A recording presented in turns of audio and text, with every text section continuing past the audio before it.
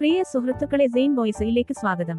യൂറോപ്പിന്റെ പടിഞ്ഞാറേ അറ്റത്ത് അറ്റ്ലാന്റിക് സമുദ്രത്തോട് ചേർന്ന് കിടക്കുന്ന ഒരു ചെറിയ രാജ്യം. എന്നാൽ ഫുട്ബോൾ ലോകത്ത് ഈ രാജ്യത്തിന്റെ പേര് കേൾക്കുമ്പോൾ തന്നെ ലോകമെമ്പാടുമുള്ള ആരാധകർക്ക് ആവേശം ഇരട്ടിക്കും.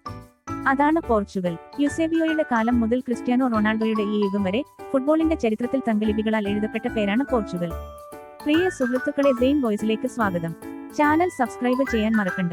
ബെൽ ഐക്കൺ എനേബിൾ ചെയ്താൽ പുതിയ വീഡിയോ നിങ്ങൾക്ക് ലഭിക്കുന്നതാണ്. 1966 ലോകകപ്പിലാണ് പോർച്ചുഗൽ ആദ്യമായി ലോകശ്രദ്ധ ആകർഷിക്കുന്നത്. ക്വോട്ട് ബ്ലാക്ക് പാന്തർ എന്ന് വിളിപ്പേരുള്ള യുസേബിയോയുടെ നേതൃത്വത്തിൽ അവർ സെമിഫൈനൽ വരെ എത്തി. എന്നാൽ പിന്നീട് ഒരു നീണ്ട ഇടവേളയായിരുന്നു.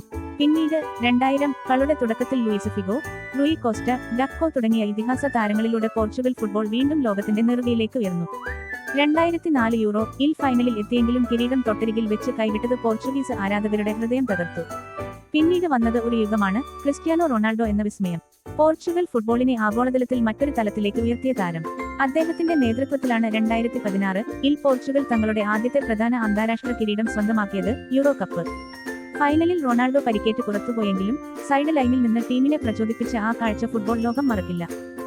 നേടിയ ആ ചരിത്ര ഗോളിലൂടെ പോർച്ചുഗൽ യൂറോപ്പിലെ രാജാക്കന്മാരായി. ഇന്ന് പോർച്ചുഗൽ ഒരു വൺ മാൻ ഷോയല്ല. Bruno Fernandes, Bernardo Silva, Ruben Dias, Joao Felix തുടങ്ങി ലോകോത്തര നിലവാരമുള്ള ഒരു കൂട്ടം യുവതാരങ്ങൾ ഇന്ന് സെലക്കാവോ ടീമിലുണ്ട്. പഴയ തലമുറയുടെ അനുഭവസമ്പത്തും പുതിയ തലമുറയുടെ വേഗതയും ഒത്തുചേരുമ്പോൾ പോർച്ചുഗൽ ഇന്ന് ഏത് വമ്പൻ ടീമിനെയും തോൽപ്പിക്കാൻ കെൽപ്പുള്ള കരുത്തരായി മാറിയിരിക്കുന്നു. പോർച്ചുഗൽ എന്നത് വെറുമൊരു ടീമല്ല, അതൊരു വികാരമാണ്.